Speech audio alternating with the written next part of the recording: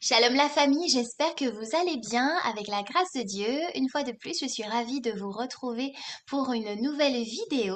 Je suis avec Père Marcel, voilà, qui nous rejoint depuis l'Afrique. Et moi, pour ceux qui ne le savent pas, je me situe en Angleterre, mais je suis martiniquaise. Alors, aujourd'hui, nous allons aborder dans cette émission Citoyens du Royaume des Cieux un thème assez particulier. Donc, il s'agit du thème suivant, ambassadeur du Royaume des Cieux et compromission, où en suis-je spirituellement? Alors, il y a beaucoup de mots-clés dans cette question, ambassadeur, Royaume des Cieux, compromission, et surtout la question de savoir où en suis-je spirituellement. Alors, avant de démarrer, c'est vrai que du coup, ce thème me parle beaucoup dans la mesure où, bien, je ne savais pas quand j'étais plus jeune et que du coup j'allais à l'église catholique, etc. Je ne savais pas que déjà, j'étais ambassadrice du royaume des cieux. Et puis, je ne savais pas non plus que ce mot compromission, eh bien, était important dans le sens où parfois, justement, eh bien, on est chrétien, mais juste le dimanche. C'est-à-dire qu'on va à la messe, on a peut-être reçu, voilà, les sacrements ou autres, etc. Euh, mais finalement, on ne suit pas ce que le Seigneur nous dit dans la Bible. À commencer déjà par s'aimer soi, s'aimer les autres, s'aimer Dieu plus que tout. On ne suit pas en fait de simples bases comme celle-ci. Et du coup, voilà, c'est pour ça que cette question, en fait, elle est très importante aujourd'hui, parce que moi-même, j'ai pu faire beaucoup d'erreurs, commettre beaucoup d'erreurs, en fait, dans ma vie, juste parce que, justement, eh bien, je ne savais pas qu'on ne pouvait pas être dans la compromission, en fait, en tout cas, pas y demeurer quand on est censé être un chrétien. Voilà, donc... est-ce que tu pourras, Père, nous aider donc à aborder ce sujet? Et puis également, donc j'ai parlé donc où en suis-je spirituellement, c'est-à-dire qu'il y a voilà le fait de savoir est-ce qu'on est vraiment donc comment dire un chrétien qui choisit aujourd'hui de marcher avec Jésus, même si voilà c'est pas forcément facile, mais le Seigneur n'a pas dit que c'est facile, hein, il a dit qu'il nous envoie l'Esprit Saint pour nous aider. Mais également, il y a autre chose qui m'est venu à l'esprit, c'est la croissance spirituelle. Donc parfois justement, eh bien, comment dire, on n'aborde pas toujours ces sujets-là à l'église, donc d'être un bébé spirituel ou un enfant, un adolescent ou en tout cas un adulte. Et je crois que c'est Paul qui en parle dans la Bible. Il parle du fait que voilà, certains sont encore au stade du lait, voilà, etc. Donc est-ce qu'on peut parler un petit peu de tout ça? Ça fait beaucoup. Mais voilà, laisse-toi vraiment guider comme d'habitude faire. Bonjour à toi. Oui, bonjour Ingrid, il n'y a pas de souci. Euh, on pourra en parler comme on y est déjà. Il faut qu'on en parle. Exactement. D'accord. Parce qu'il s'agit d'un thème très important, comme tu viens de le dire. Et c'est vraiment, sur le plan spirituel, ça devrait être une découverte que nous soyons des ambassadeurs du royaume des cieux, que nous soyons des ambassadeurs du Christ. Et allons d'abord sur la terminologie elle-même. Un ambassadeur. Un ambassadeur, c'est qui? Un ambassadeur, c'est vraiment une personne importante parce qu'il a accès aux plus grands secrets d'État. C'est une position privilégiée, personne très importante. Il a les secrets, il a accès aux plus grands secrets d'État et sa position, c'est vraiment une position privilégiée. Un ambassadeur, c'est une personne déléguée par un gouvernement pour le représenter dans un pays étranger. Vous sentez déjà le terme que Saint Paul utilise à une certaine épaisseur pour désigner le chrétien que nous sommes. Donc, c'est une personne déléguée par un gouvernement. Quand on va se reporter à la foi, euh, la question qu'on va se poser, quel est ce gouvernement? D'ailleurs, nous l'avons dit, ambassadeur du royaume des cieux. Mais de façon humaine, donc c'est une personne déléguée par un gouvernement pour le représenter dans un pays étranger. Il n'est pas là, un ambassadeur n'est pas là à titre personnel, mais bien comme représentant des intérêts du pays qu'il envoie. Il est le représentant du pays qu'il envoie. Il représente ses intérêts. Il n'est pas là à titre personnel. Donc, il doit ainsi être continuellement en communication avec son gouvernement afin de s'assurer de bien saisir les politiques de ces derniers. Et de cette manière, la parole de Dieu nous appelle à être les ambassadeurs de Dieu sur la terre. Voilà pourquoi nous allons lire dans un premier temps ce que dit Saint Paul dans 2 Corinthiens, chapitre 5, à partir du verset 17 jusqu'au verset 21. Si donc quelqu'un est dans le Christ, il est une créature nouvelle. Le monde ancien s'en est allé, un monde nouveau est déjà né. Je m'excuse. Tout cela vient de Dieu. Il nous a réconciliés avec lui par le Christ. Et il nous a donné le ministère de la réconciliation. Car c'est bien Dieu qui, dans le Christ, réconciliait le monde avec lui. Il n'a pas tenu compte des fautes et il a déposé en nous la parole de la réconciliation. Nous sommes donc les ambassadeurs du Christ et par nous, c'est Dieu lui-même qui lance un appel. Nous le demandons au nom du Christ, laissez-vous réconcilier avec Dieu. Celui qui n'a pas connu le péché, Dieu l'a pour nous identifié au péché afin qu'en lui nous devenions justes de la justice même de Dieu. Donc tout est dit dans cet extrait de la deuxième épître de Saint Paul aux Corinthiens, chapitre 5, à partir du verset 17 jusqu'au verset 21. La première chose que nous devons retenir, c'est que appartenir au Christ, celui qui appartient au Christ est un ambassadeur du royaume de Dieu. C'est lui qui appartient au Christ. Et en cette qualité d'ambassadeur, nous sommes porteurs d'un message de la plus haute importance, celui du salut de l'homme. Parce que nous avons dit, en définissant un peu le terme ambassadeur, qu'un ambassadeur, c'est celui qui représente les intérêts de son pays, de son gouvernement, devant un pays étranger. Et nous, comme chrétiens, en qualité d'ambassadeurs, nous avons un message qui vient de notre gouvernement pour le présenter au monde. Et ce message, il est d'une importance capitale parce qu'il s'agit du salut de l'homme.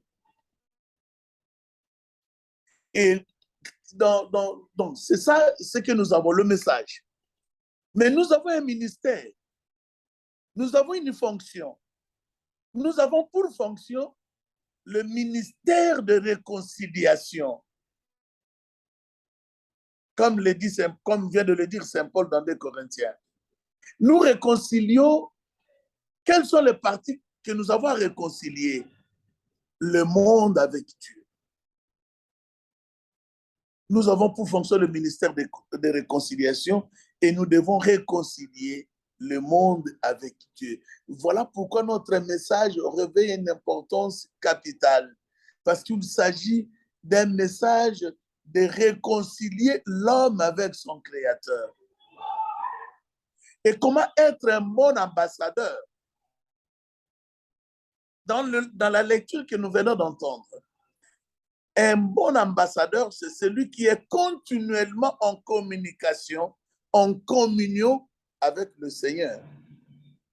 D'ailleurs, en définissant, parce que ça nous a, la définition que nous venons de donner sur l'ambassadeur nous donne beaucoup d'éléments sur le plan religieux, également sur le plan de la foi.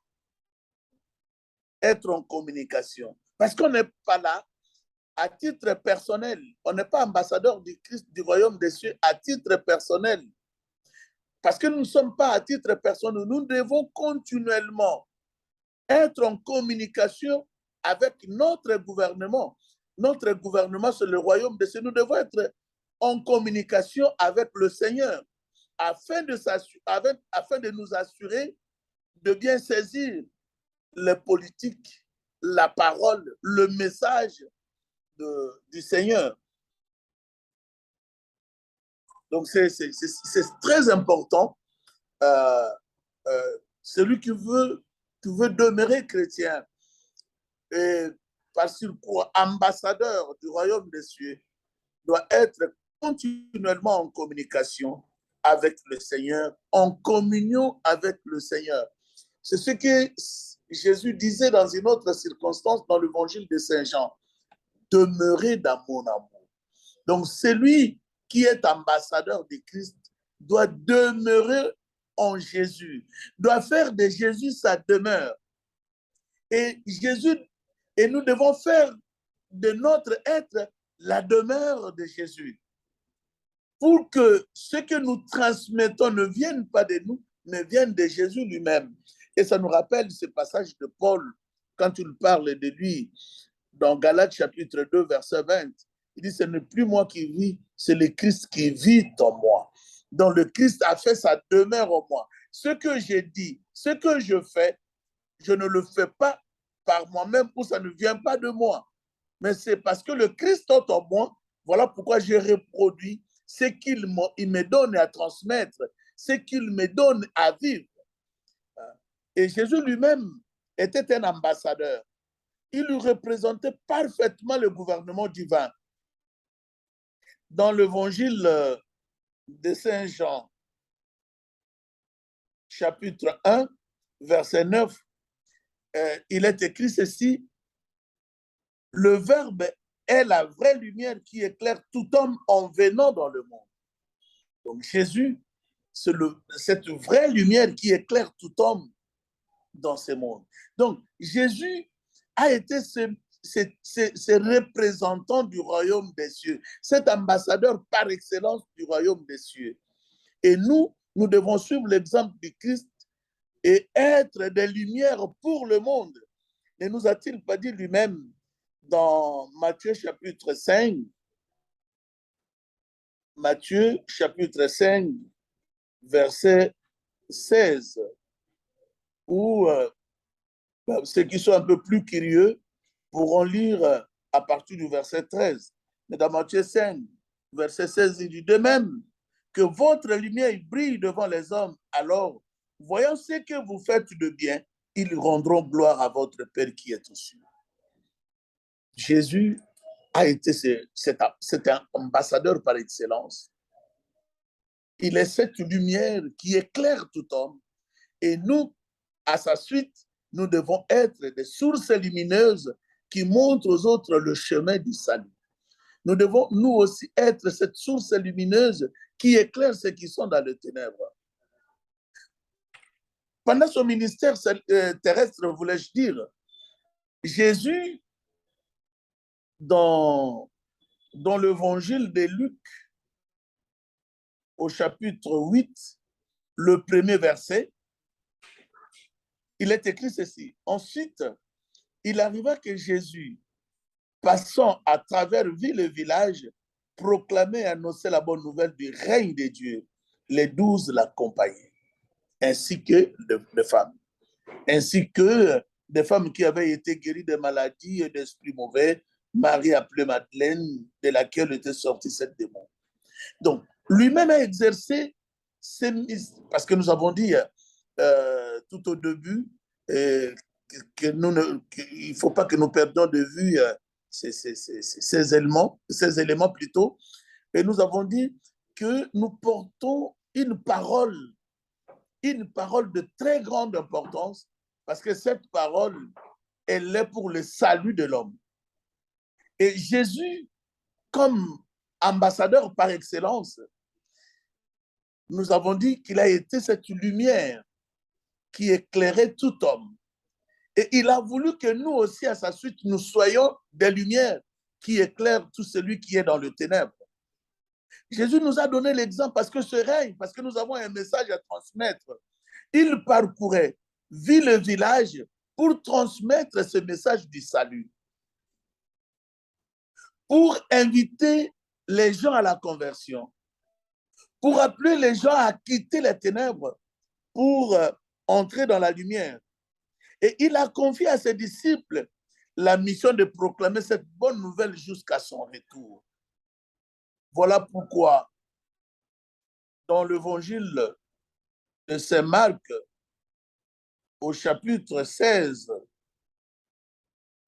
verset 15, Jésus donne cette mission à ses disciples, et puis il leur dit, allez dans le monde entier, proclamez l'évangile à toute la création.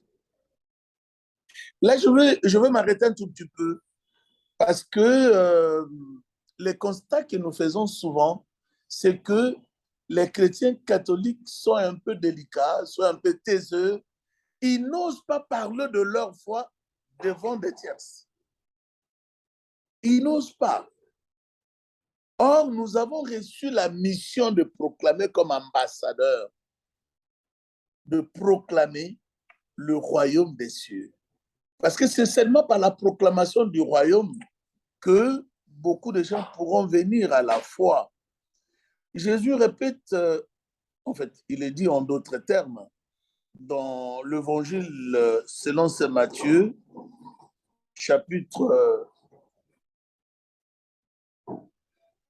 l'évangile selon saint Matthieu, au chapitre 24, verset 14, il est écrit ceci, et cet évangile du royaume sera proclamé dans le monde entier. Il y aura là un témoignage pour toutes les nations. Alors viendra la fin. Donc cet évangile est appelé à être proclamé dans toutes les nations. Et le chrétien, comme ambassadeur, qui a là une parole à proclamer, qui a un message à transmettre, le message le plus important qui concerne le salut de l'homme, il ne devrait pas rester sans rien faire. La proclamation de l'évangile devrait être une préoccupation si on veut vraiment être un véritable ambassadeur du Christ. Dans la première épître de Saint Paul aux Corinthiens, au chapitre 9, verset 16, Saint Paul nous dit ceci. En effet, annoncer l'évangile, ce n'est pas là pour moi un motif de fierté. C'est une nécessité qui s'impose à moi. Malheur à moi si je n'annonçais pas l'évangile. Malheur à moi. C'est une nécessité. Donc, nous devons vraiment être des ambassadeurs de Christ, parler de ce royaume, proclamer ce royaume, donner envie aux gens de venir à la vie. Parce que recevoir Jésus, c'est recevoir la vie.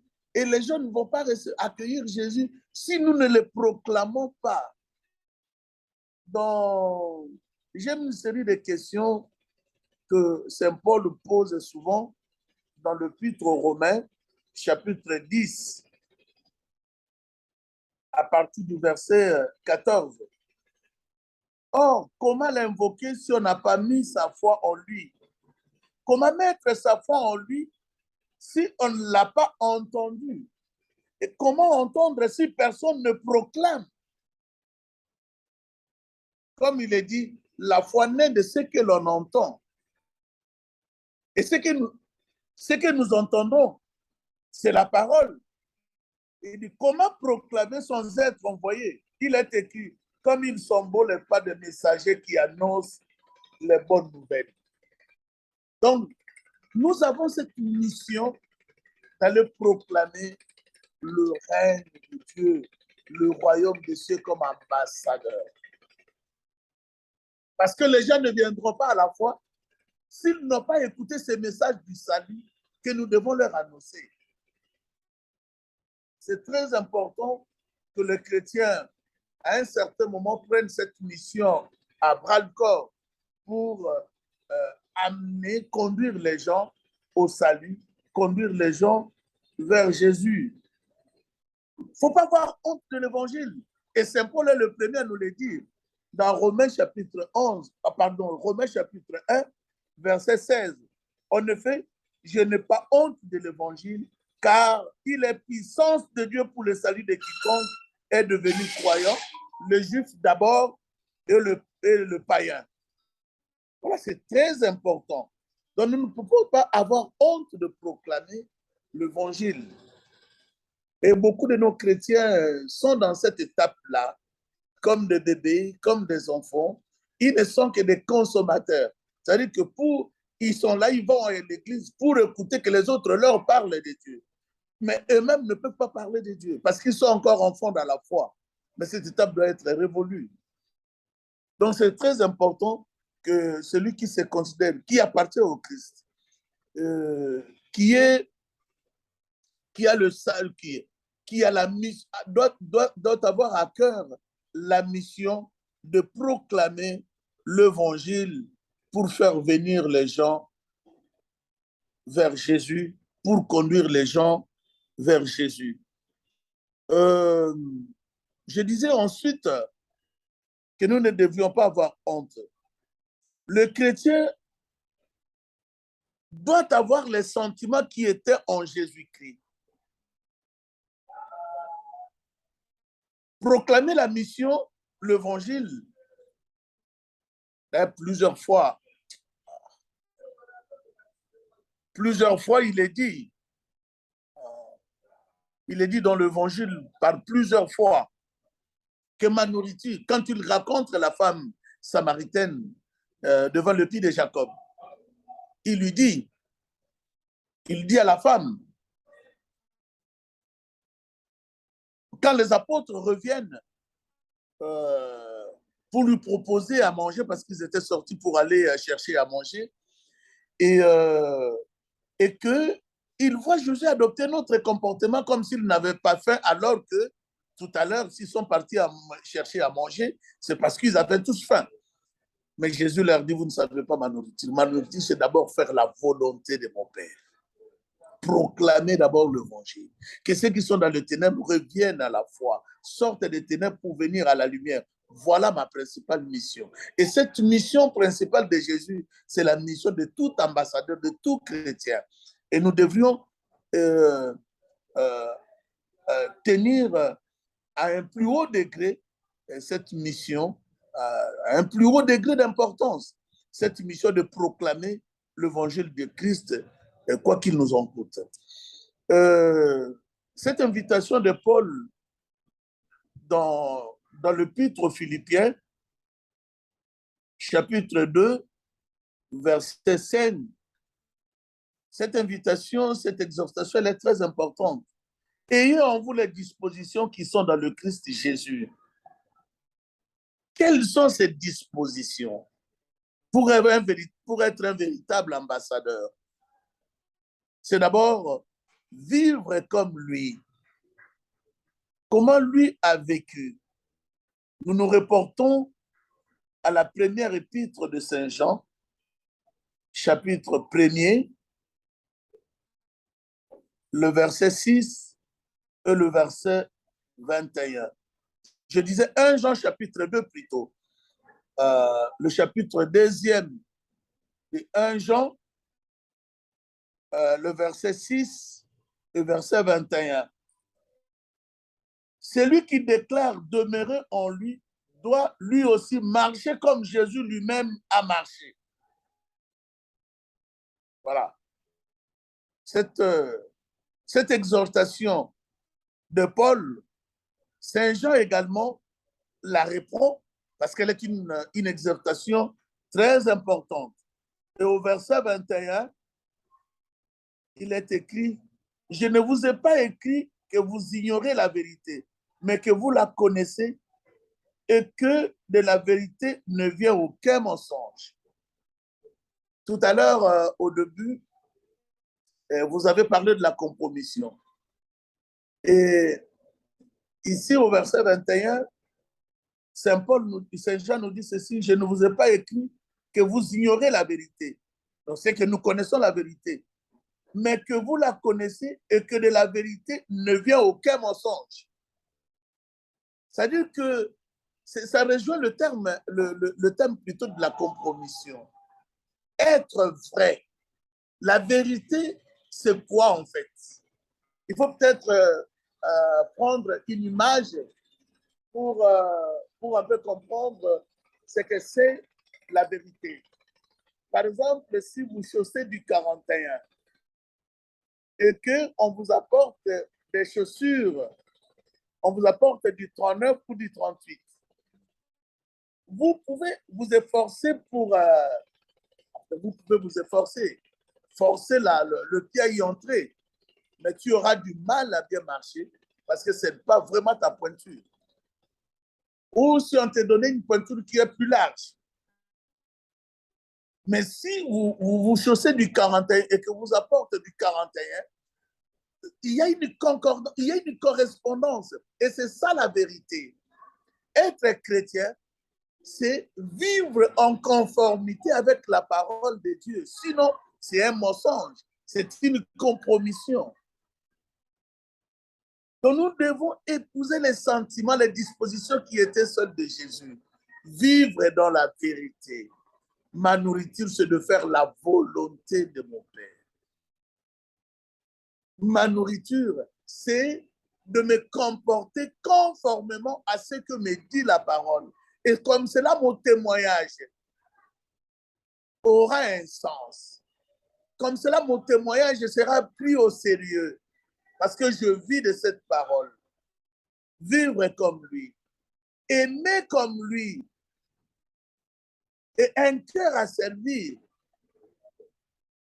Aimer comme lui. Dans Jean chapitre 13, dans l'évangile de Saint Jean, chapitre 13, je m'excuse parce que là où je suis sur le bord du fleuve, il n'y a qu'ici où je peux trouver de l'Internet et ça fait de bruit avec les bateaux qui passent sur le fleuve.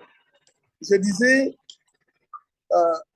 épouser les dispositions qui étaient les dispositions de Jésus, c'est aimer comme lui. Il est dit dans Jean chapitre 13, verset 34, Jésus lui-même nous dit, je vous donne un commandement nouveau, c'est de vous aimer les uns les autres. Comme je vous ai aimé, vous aussi aimez-vous les uns les autres. Épousez les dispositions de Jésus. Un ambassadeur reproduit ce que lui dit son gouvernement d'origine. Et notre gouvernement, il est céleste, comme nous l'avions dit la fois passée. Là où se trouve notre vraie patrie. Et nous devons reproduire ce que notre patrie nous donne comme directive à suivre. Aimer, c'est... Et là, Jésus introduit, on peut dire que la loi de l'amour se trouve aussi dans l'Ancien Testament, mais Jésus introduit une nouveauté. Il ne dit pas aimez-vous les uns les autres comme vous vous aimez vous-même. Il nous dit comme moi je vous ai aimé, aimez-vous les uns les autres. Son amour est allé jusqu'au sacrifice. Donc nous pouvons aimer les autres jusqu'à nous sacrifier pour leur salut, pour leur bien. Nous devons aimer jusqu'à ce niveau-là. Nous devons avoir un cœur à servir. Dans Matthieu, chapitre 27, c'est cela, avoir les dispositions qu'avait Jésus. Matthieu, chapitre 20, à partir du verset 27 jusqu'au verset 28, voilà ce qu'il dit à ses apôtres et à nous également. Et celui qui veut être parmi vous le premier sera votre esclave. Ainsi, le Fils de l'homme n'est pas venu pour être servi, mais pour servir et donner sa vie en rançon pour la multitude. Donc, être un ambassadeur du Christ, c'est épouser les dispositions qu'avait Jésus. Vivre comme lui, aimer comme lui, servir comme lui. Servir comme lui. Voilà, bien-aimés en Jésus, ce qui est très important dans ce que nous devons être en conformité avec la parole de Dieu, en étant ambassadeur du Christ. Et si vous le permettez, je voulais prendre l'exemple même de Saint Paul. après tout ce que je viens de dire, j'ai choisi l'exemple de Paul. Paul dans 1 Corinthiens, parce que nous avons dit que nous devons épouser les dispositions qui étaient celles du Christ. Dans 1 Corinthiens, chapitre 11, premier verset, Saint Paul dit, imitez-moi comme moi aussi j'imite le Christ. Dans le Christ, c'est son tout. Et parce qu'il vit sa vie en fonction de ce que Jésus lui donne comme indication, il nous invite, nous aussi, à le suivre comme lui il est en train de suivre le Christ, à l'imiter comme lui il est en train d'imiter le Christ. Dans l'épître aux Philippiens, l'exemple de Paul est très frappant. L'épître aux Philippiens, chapitre 3, verset 17.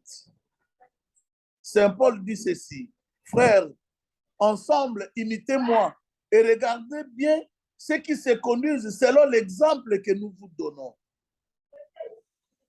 Et dans...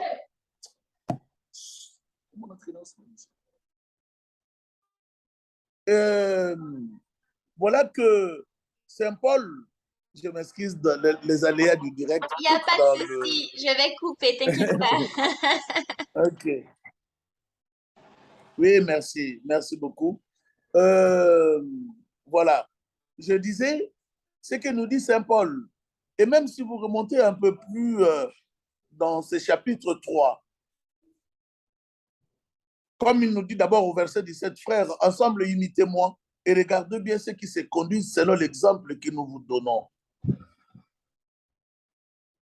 Imitez-moi.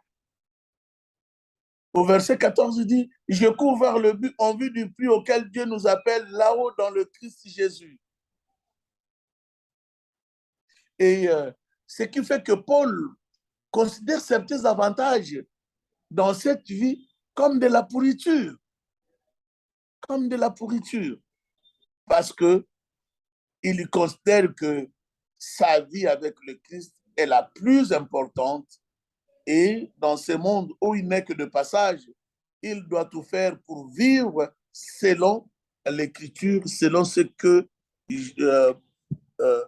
Jésus lui recommande. Donc, je disais qu'on va prendre l'exemple de Paul dans 1 Timothée, chapitre 4, verset 12.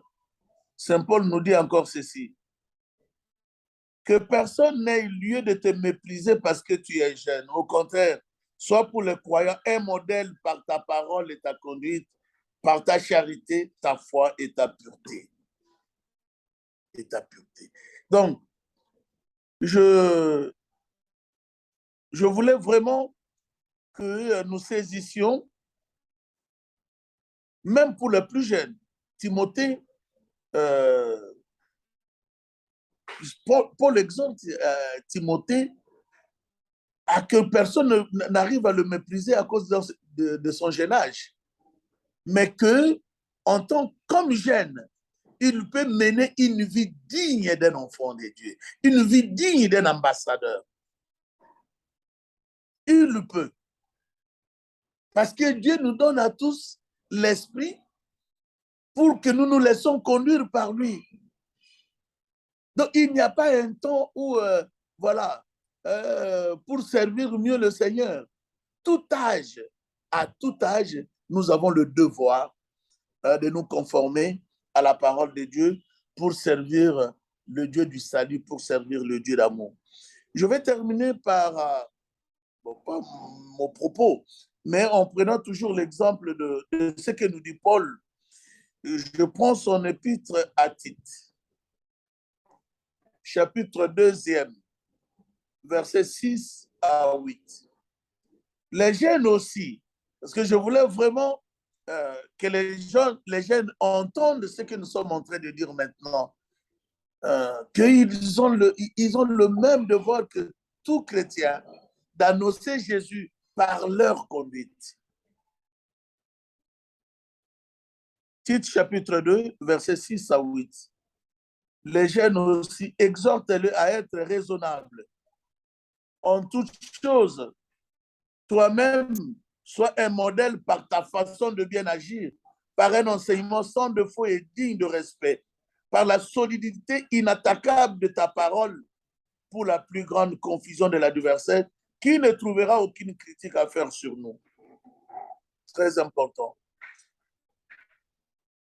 Et, euh, et lorsqu'il parle aux personnes âgées, il leur dit que les hommes âgés soient sobres, dignes de respect, pondérés, solides dans la foi, la charité, la persévérance. De même que les femmes âgées mènent une vie sainte, ne soient pas médisantes d'esclaves de la boisson et qu'elles soient de bons conseils pour apprendre aux jeunes femmes à aimer leurs maris et leurs enfants, à être raisonnables et pures, bonnes maîtresses de maison, aimables, soumises à leur mari, afin que la parole de Dieu ne soit pas exposée au blasphème.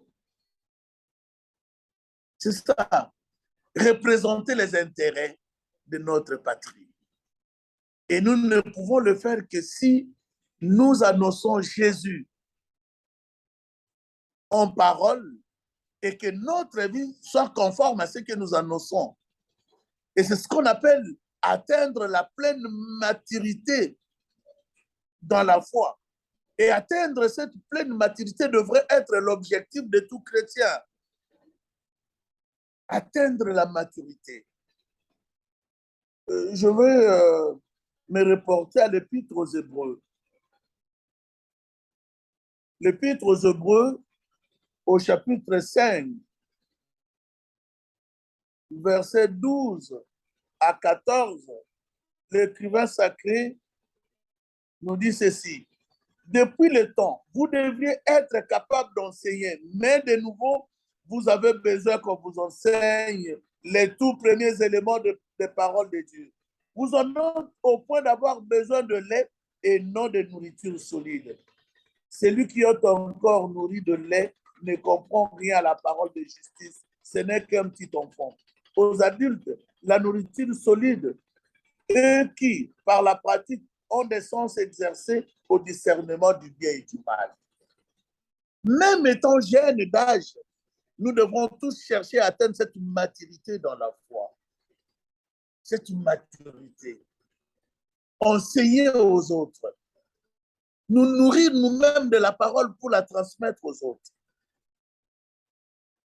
C'est comme cela que la parole de Dieu utilise 3 analogies pour illustrer comment les chrétiens.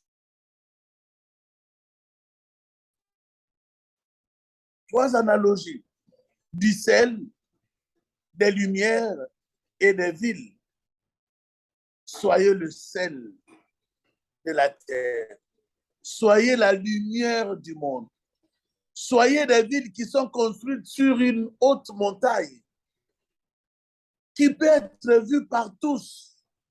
C'est-à-dire que votre façon de vivre soit comme du sel qui donne de la saveur aux aliments. Que votre façon de vivre soit comme une lumière qui chasse les ténèbres pour montrer aux autres le chemin à suivre. Que vous soyez comme une ville située sur la colline qui peut être vue par tous. Voilà, bien-aimés, ce que le Seigneur souhaite que nous devenions pour être ces véritables ambassadeurs, cette représentation du royaume des cieux sur la terre, afin que beaucoup de gens viennent à la foi et demeurent fidèles à la foi de leur baptême. Dans la première épître de Saint Pierre, chapitre 2, verset 12, l'apôtre nous dit ceci. Ayez une belle conduite parmi les gens des nations. Ainsi, sur le point même où ils disent du mal de vous en vous traitant de malfaiteurs, ils ouvriront les yeux devant vos belles actions et rendront gloire à Dieu le jour de sa visite. Voilà, bien-aimés, tous les chrétiens devraient représenter les enseignements, la foi, l'amour, le caractère et le royaume proche du Christ. Les vrais chrétiens devraient devenir des publicités vivantes du caractère de Dieu, du royaume des cieux. C'est seulement à ce prix que nous pouvons nous considérer comme de véritables ambassadeurs. Amen. Amen. Merci beaucoup, Père, pour cette belle définition d'ambassadeur. Alors, tu as pu aborder donc tout ce qui est compromission et également tu as parlé aussi de la croissance. Mais au cas où quelqu'un se poserait la question, est-ce que tu pourrais nous dire en fait, mais qu'est-ce que la compromission en fait exactement dans l'Église? Et également, il y a un passage qui m'est venu que je ne connaissais pas au départ, mais que le Seigneur a bien fini par m'aider à comprendre. C'est alors c'est en Apocalypse 3,16, parce que tu es tiède, parce que tu n'es ni froid ni bouillant, je te vomirai de ma bouche. Tu vois, ce passage est assez, comment dire, il est assez, il peut être dur en fait à entendre, mais c'est très clair. C'est très clair, comment dire, le Seigneur nous demande vraiment de prendre position. Donc, est-ce que tu pourrais expliquer aussi ce passage? Donc, qu'est-ce que la compromission? Et puis, voilà, pourquoi le Seigneur nous dit cela en Apocalypse 3,16? Voilà. Ouais, ouais. Je le dis peut-être pas en insistant. Quand j'ai évoqué la première lettre de Saint Jean au chapitre 6, au chapitre 2 plutôt, verset 21, à propos de la vérité. À propos de la vérité, j'ai donné l'exemple de pointure des chaussures. Oui, oui, tout à fait. Et oui, la compromission, c'est quand on vit dans le mensonge, quand on vit, on se donne un visage de religieux, mais concrètement, on mène une vie loin de Dieu. C'est ça la compromission.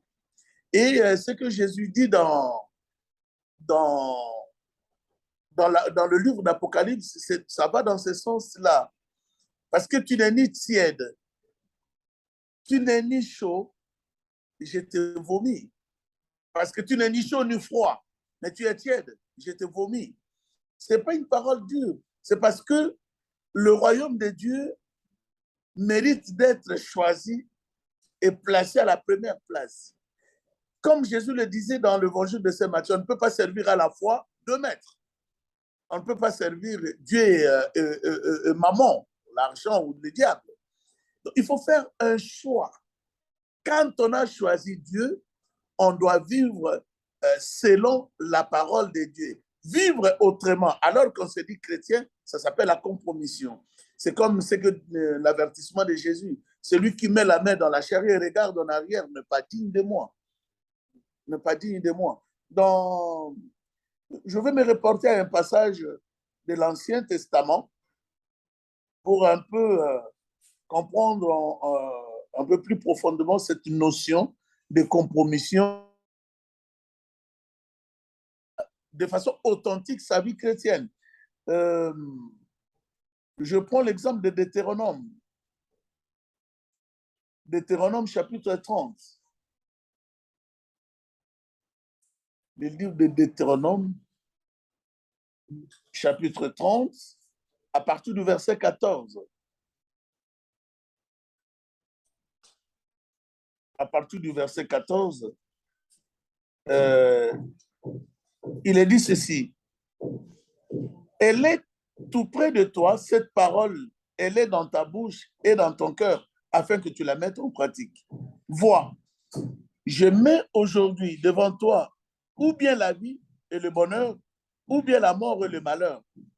Ce que je te commande aujourd'hui, c'est d'aimer le Seigneur ton Dieu, de marcher dans ses chemins, de garder ses commandements, ses décrets et ses ordonnances. Alors tu vivras et te multiplieras. Le Seigneur ton Dieu te bénira dans le pays dont tu vas prendre possession. Mais si tu détournes ton cœur, si tu n'obéis pas, si tu te laisses entraîner à te prosterner devant d'autres dieux et à les servir. Je vous le déclare aujourd'hui, certainement vous périrez. Vous ne vivrez pas de longs jours sur la terre dont vous allez prendre possession quand vous aurez passé le Jourdain. Je prends aujourd'hui à témoin contre vous, ciel et terre. Je mets devant toi la vie ou la mort, la bénédiction et la malédiction. Choisis donc la vie pour que vous viviez, toi et ta descendance. C'est ce choix radical que nous avons à faire. Et ce choix évite toute compromission. C'est-à-dire que d'être, comme on dit chez moi, il y a un proverbe qui dit chez moi, on ne peut pas avoir un pied dans la barque, un pied sur terre. Sinon, quand la barque va quitter le rivage, vous allez être écartelé et vous fracasser la tête. Donc, si vous avez choisi Dieu, comme nous le dit Saint Paul dans l'Épître aux Philippiens chapitre 3, le reste des choses, même certains privilèges, devraient être considérés, si ces privilèges nous séparent de Dieu, devraient être considérés comme de la pourriture. Nous ne pouvons pas mener une vie double, où on se dit chrétien et en même temps, on mène une vie de païen. C'est cela la compromission à mon humble avis. Amen. Merci beaucoup, Père. Et une dernière question, ce serait donc, est-ce que du coup, être un ambassadeur du royaume des cieux veut dire être parfait? Alors, je pose cette question parce que je suis sûre qu'il y a quelqu'un qui doit se poser la question et se dire, moi, j'ai fait ça, moi, je suis pas parfait, je sais pas, ou peut-être que les personnes voient à tout ce qui peut-être les sépare de Dieu, etc. Et voilà, il y a d'ailleurs une parole qui me vient, je crois qu'il y a un saint qui disait que être un saint, ce n'est pas quelqu'un qui a forcément bien commencé, mais quelqu'un qui a bien fini. Donc je crois qu'il y a beaucoup d'espérance en fait dans cette parole. Et donc j'aimerais vraiment voilà, que tu puisses peut-être donner une parole d'encouragement et d'espérance à une personne qui pourrait se dire, mais est-ce qu'un ambassadeur, c'est être parfait? Parce que moi, je suis loin d'être parfait. C'est très important. D'ailleurs, il y a plusieurs passages dans la Bible qui disent que celui qui dit qu'il n'a pas de péché, c'est un menteur. Celui qui dit qu'il n'a pas de péché, c'est un menteur. Et il a rendu inutile le salut que Jésus nous a obtenu par sa mort sur la croix. Parce que si lui n'a pas de péché, donc Jésus ne l'a pas sauvé. Donc Jésus ne l'a pas sauvé. Donc, mais être pécheur, c'est quoi? Nous sommes toujours nous sommes tous des pécheurs repentants. C'est-à-dire que moi, je dis toujours aux gens que le plus pire de péché, c'est de ne pas se reconnaître pécheur. C'est de ne pas se reconnaître pécheur. C'est-à-dire que si nous avons péché et que nous avons conscience de notre péché, et nous allons nous confesser, même si nous revenons sur le même péché souvent, mais nous demandons la grâce de Dieu pour nous préserver de toutes les tentations de la sorte, nous sommes déjà des saints. Nous sommes sur la voie du salut. Parce que c'est déclaré saint, ça veut dire que sans péché, ça n'existe pas. Ça n'existe pas. Mais c'est un combat. Paul parle de la vie spirituelle comme un combat. Et dans un combat, on en reçoit des coups et puis on en donne aussi. Recevoir des coups, c'est aussi, voilà, arriver à fauter, arriver à faire des choses qui ne... Mais celui qui se compromet, c'est celui qui pense que même dans le mal, il a raison. Même dans le mal, il a raison. Et ne cherche pas le secours. Il est installé dans le mal. C'est... donc, les gens ne devraient pas avoir peur d'embrasser la foi parce que nous devions savoir que notre Dieu est miséricordieux et il y a beaucoup, même si on se reporte à l'évangile de Saint Jean chapitre 8, on lui apporte une femme attrapée en flagrant délit d'adultère et que la loi de Moïse recommandait la mort par lapidation de ce type de femme. Mais quand ils arrivent devant Jésus, que leur dit Jésus? que celui qui n'a jamais péché lui jette la première pierre. Il va jusqu'à pardonner. Il y a beaucoup de scènes de pardon de notre Seigneur. Le problème, c'est demander toujours cette grâce d'être connecté à Dieu. Et lorsque nous arrivons à nous écarter de son amour, que nous prenions vite conscience de notre égarement, que nous allions nous confesser, et le Seigneur aura toujours pitié de nous, parce qu'il est ce bon Père qui attend l'enfant prodigue devant sa porte, regardant vers où le Fils était parti, pour qu'une fois, une fois qu'il l'aura aperçu, il court vite pour l'embrasser et lui faire une grande fête. Amen. Eh bien, merci beaucoup, Père Marcel, voilà, de nous avoir bien éclairés aujourd'hui sur tous ces sujets. Euh, Frères et sœurs, je vous dis à très bientôt et vraiment, je voudrais encourager tout un chacun en vous disant, voilà, de ne pas vous laisser démoraliser, que chacun d'entre nous a des faiblesses, mais que le Seigneur, eh bien, il accomplit, voilà, toute sa puissance dans nos faiblesses. Alors vraiment, voilà, que le Seigneur nous donne la grâce d'être toujours plus proche de lui. Ne vous désespérez pas de vous-même. Dieu ne se désespère pas de vous. Il croit en vous. Il a beaucoup de projets pour vous, des projets de bonheur et d'espérance. D'accord? Alors vraiment, soyez bénis au nom de Jésus et à très bientôt. Je te Merci laisse Ingrid dire et au revoir. salut à tous. Au revoir. Au revoir.